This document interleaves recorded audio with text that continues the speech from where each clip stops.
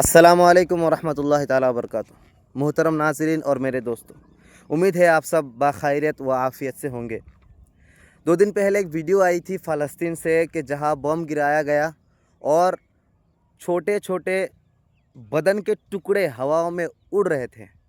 मतलब मुसलमानों की जो ज़िंदगी है, मुसलमानों की जो वैल्यू है, वो इतना कम हो चुका है, इतना गिरा हुआ हो चुका है कि कोई भी आए बम गिराए और उनके बदन हवाओं में उड़ने लगे कीड़े मकोड़े की तरह। और बेगैरत मुसलमान हमारे दरमियान कुछ ऐसे भी हैं जो ना इनके बारे में चर्चा करना चाहते हैं और ना कुछ करना चाहते हैं। आप हिंदुस्तान में देखिए, हमारे देश में वक़्फ़ बिल पास हो गया। चंद गिने चुने लीडर असदुद्दीन ओवैसी जैसे और हमारे इमरान प्रतापगढ़ी जैसे और भी बहुत सारे कुछ है जो हमारे कांग्रेस के, यूपीए के, क्योंकि हमारे इसलिए कह रहा हूँ कि बीजेपी और आरएसएस ना कभी हमारी थी और ना हो सकती है। 100 सालाना प्लान लेकर मुसलमानों के ख़िलाफ़ जितने भी शिद्दत करनी थी उन लोग अप्लाई कर चुके हैं और इस पर और भी ज़्यादा कर रहे हैं। और आने वाले दिनों में क्या क्या होता है वो देखा जाएगा। क्या आप लोग अभी तक आवाज़ नहीं उठाएंगे? मैं आसाम से बिलोंग करता हूँ। आसाम में बहुत कम जगह इसके बारे में अवेयरनेस फैलाई जा रही है। हम तो एक जनरल लोग हैं, एक सिंपल लोग हैं। हम आवाज़ उठाए तो क्या उठाएंगे? हम क्या करेंगे अकेला? अगर कोई पॉलिटिकल लीडर या कोई बड़ा नेता अगर हमारे सामने आकर वक़्फ़ बिल के ख़िलाफ़ एहतजाज करने के लिए बोले, प्रोटेस्ट करने के लिए बोले, तो हम उनका साथ दे सकते हैं। लेकिन ऐसा कोई है नहीं। वोट मांगने के लिए कुत्ते की तरह, जानवरों की तरह एक एक के घर आते हैं, सबसे पूछते हैं। लेकिन एक वक़्फ़ बिल के प्रोटेस्ट के लिए अभी तक इस तरफ से, मैं जहाँ रहता हूँ उस तरफ से एक कॉल अभी तक नहीं आई है। बस इमाम को गांव के लोग वैल्यू तक नहीं देते हैं। वो इमाम लोग इसके बारे में कभी कभी आगाही करते हैं, बताते हैं, लेकिन उनके सुनने वाले जो उस गांव के जो सोसाइटी मेंबर है, सेक्रेटरी है, उसका जो जनरल सेक्रेटरी है, प्रेसिडेंट है, उनको कोई एहसास ही नहीं है। उनको असल में इस चीज़ से मतलब ही नहीं। क्या आप उस वक्त जागेंगे जब आपके घर के बेटियों के साथ, जब आपके गांव में आप जिस मस्जिद में नमाज़ पढ़ते थे वो मस्जिद में ताला लग जाएगा, आपके बेटियों की इज़्ज़त की नीलामी होगी? क्या आपको याद नहीं है कि गुजरात रियोट से जो गुजरात में जो माहौल हुआ था उसमें क्या क्या नहीं हुआ? ऐसे भी सुनने में आया कि उसमें एक औरत की 7 बजे, एक औरत जो प्रेग्नेंट थी, 7 बजे उसकी डिलीवरी होने वाली थी, उसका पेट में तलवार से चीरा गया और उसके बाद उसके बच्चे को भी मार दिया गया था। और कितने 7 साल, 8 साल, 10 साल, 14 साल, 20 साल के जो हमारे बच्चियाँ थी, बेटियाँ थी, हमारे ही मुसलमान बेटियाँ, इनके साथ रेप करके उनको 2-2 टुकड़े कर दिए गए थे। ऐसे एक वीडियो मुझे आज भी मिला है, वो वीडियो मैं देखा हूँ, वो वीडियो मेरे पास है भी। तो ऐसे चीज़ हुआ है हमारे हिंदुस्तान में। और ये वो मुसलमान है जो मुसलमान अपने देश की आज़ादी के लिए क्या क्या नहीं किए, सब कुछ कर दिए। दिल्ली से लेकर लाहौर तक जो ब्रिटिशों ने जो किया था, वो इतिहास में पूरे दुनिया की हिस्ट्री, जितने भी बड़े बड़े हिस्टोरियन आए, सब लोग गवाही देते हैं कि उधर उलमाओं की लाशों बिछाए गए थे। ऐसा कोई दरख्त नहीं था जिस दरख्त में उलमा का एक लाश नहीं था। तो हमारे उलमा, हमारे मुसलमान जो आबा व अजदाद असलाफ़ है, इन्होंने इस देश की आज़ादी के लिए तरह तरह की कुर्बानी दी है। हम इस देश को भी क्या फ़लस्तीन बनाना चाह रहे हैं कि जहाँ इसराइल के जैसे एक छोटा सा, एक गीदड़ का जो एक ग्रोह है, इतना छोटा सा ग्रोह आज पूरे मुसलमान पर हावी हो चुका है। और इसको सपोर्ट करने के लिए अलग अलग कंट्री से एकदम तुच्छ सोच रखने वाले छोटे जात के ऐसे लोग उनको सपोर्ट भी कर रहे हैं। हमारे हिंदुस्तान में देख लीजिएगा, जहाँ इंसानियत ख़त्म हो रही है, ह्यूमैनिटी के ख़िलाफ़ जितने भी बर्बरियत है, जितना ज़्यादा शिद्दत कर सकते सब कर रहे हैं, उसके बाद भी उन्हीं का सपोर्ट कर रहे हैं। और यही चीज़ अब जब गवर्नमेंट के तरफ से, हमारे हिंदुस्तान के गवर्नमेंट के तरफ से वक़्फ़ बिल पास हो गया, और इसमें क्या है कि जहां हिंदुस्तान में मुसलमानों को रोड पर नमाज नहीं पढ़ने देते। रोड पर तो कोई पढ़ता नहीं है नॉर्मली, कभी कभी पढ़ता है, कभी कभी बहुत ज़्यादा भीड़ हो गई तो कभी आ गए। रोड भी हमारा है, और अगर रोड में होली हो सकती है, रोड में तरह तरह के फेस्टिवल हो सकती है, तो फिर क्यों नमाज एक 10 मिनट के लिए, एक 5 मिनट के लिए क्यों नहीं हो सकती। और हिंदुस्तान का एक कल्चर है, जैसे इमरान प्रतापगढ़ी और दूसरे भी पॉलिटिकल लीडर पार्लियामेंट में बोल चुके हैं कि हिंदुस्तान का कल्चर इसीलिए है कि रोड में कल्चर को मनाया जाता है, चाहे वो गणेश पूजा हो, होली हो, रामनवमी हो, हर तरह की। आपने देखा होगा 2 दिन पहले जो रामनवमी की वीडियो आई है, तरह तरह के जो मीडिया है सब लोग, यहाँ तक कि गोदी मीडिया भी इसका निंदा की है, जो हमेशा बीजेपी के पल्लू में गिरे रहते हैं, बीजेपी के गोदी में बैठी रहती है।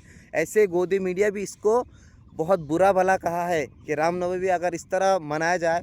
बहुत सारे जो खैर ख्वाह हिंदू हैं उन्होंने भी बताया कि ये क्या हो रहा है, क्या हिंदुओं का त्यौहार अभी से ऐसा मनाया जाएगा, मज़ारों के ऊपर उठकर आरएसएस का झंडा लहराना, बीजेपी का झंडा लहराना, क्या यही है हमारा फेस्टिवल। बहुत सारे हिंदू लोग ऐसे कहे हैं। तो हमारा हिंदुस्तान को बचाने की जिम्मेदारी हमारी है। आप आवाज़ उठाइए, चाहे एक वीडियो शेयर करके हो या किसी बड़े लीडर से बात करके हो। अभी हमारे आसाम की हालत में आपको बता दूं, अगर आप दूर से है तो सुन लीजिए और आसाम से है तो आप मुझसे सहमत होंगे। हर जगह पंचायत इलेक्शन के लिए सब लोग क्या कर रहे हैं, मतलब इसको राज़ी करना, उसके साथ बात करना, इसको वो करना, ये वो करना, तमाम कोशिशें कर रहे हैं। लेकिन वक़्फ़ बिल के लिए बहुत कम लोग क्या है इसकी कोशिश कर रहे हैं, ना के बराबर कह सकते हैं।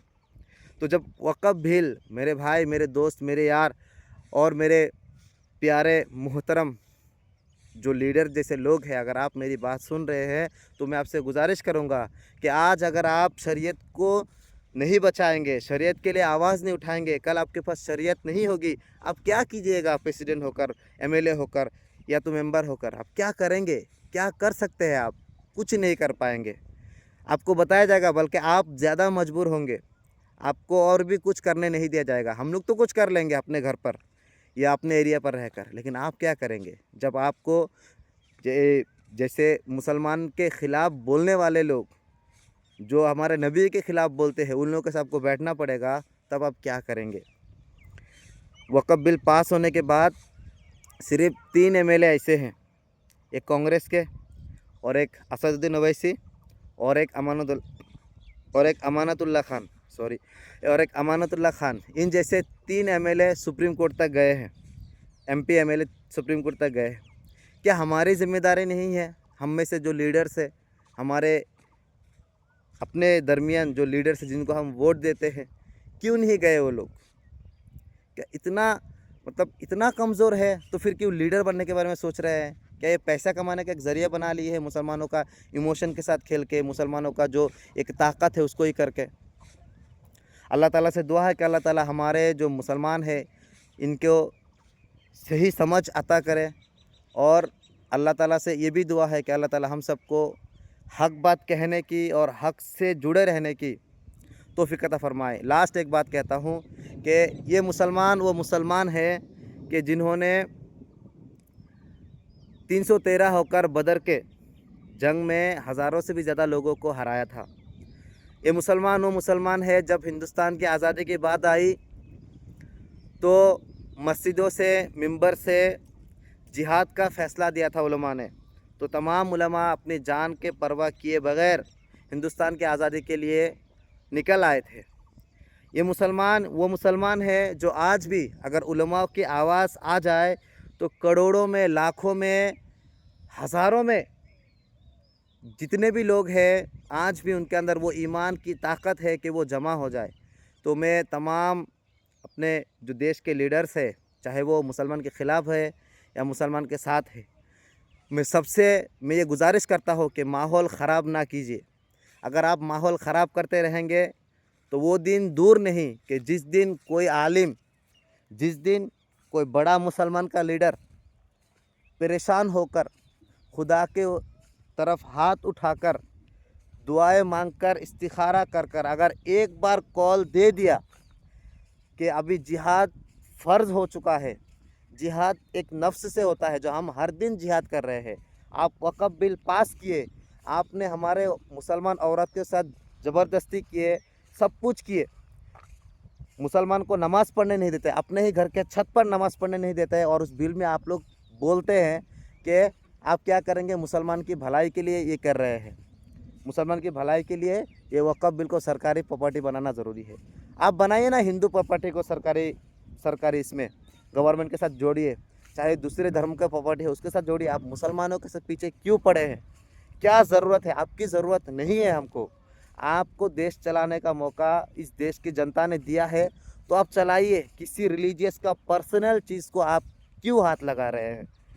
ये बहुत बहुत ही गलत बात है और इसका आपको जवाब देना पड़ेगा।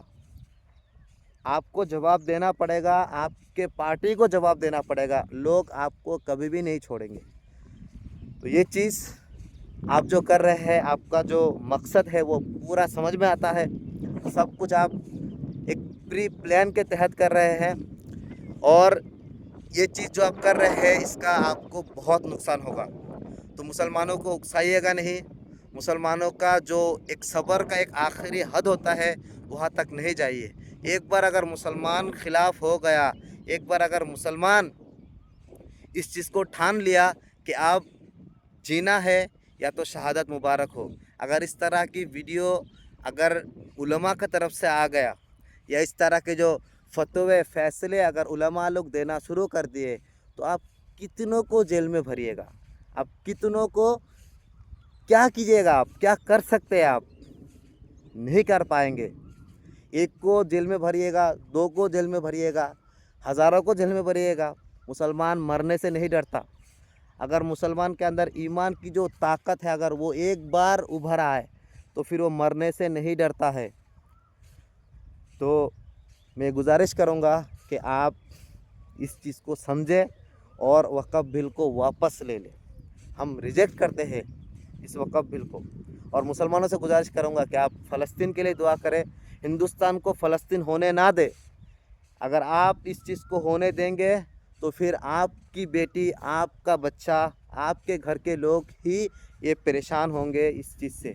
तो आप लोग आवाज़ उठाइए ज़्यादा से ज़्यादा। पंचायत इलेक्शन अभी है, कल ख़त्म हो जाएगी, फिर भी आएगी। इस मर्तबा आप नहीं जीत पाए तो कोई और जीतेगा, लेकिन आपके ही क्या है गांव के कोई ना कोई जीतेगा। तो आवाज़ उठाइए। और मैं इधर जितनी भी बात बोला हूँ होशो हवास के साथ बोला हूँ, ना मैं ज़्यादा किसी को हर्ट करने के लिए बोला हूँ, लीगली बोला हूँ। तो आप लोग इसको शेयर करने से डरिए नहीं। अगर आप शेयर कर सकते तो कीजिए और नहीं करना है तो आपके ईमान की कमज़ोरी का सबूत देना है तो दे सकते हैं, कोई दिक्कत नहीं है। और अल्लाह आपके ईमान की हिफाजत करे, अल्लाह आपको और ज़्यादा ताकत दे सच बात हक बात सुनने की और कहने की। अस्सलामु अलैकुम व रहमतुल्लाहि ताला व बरकातहू।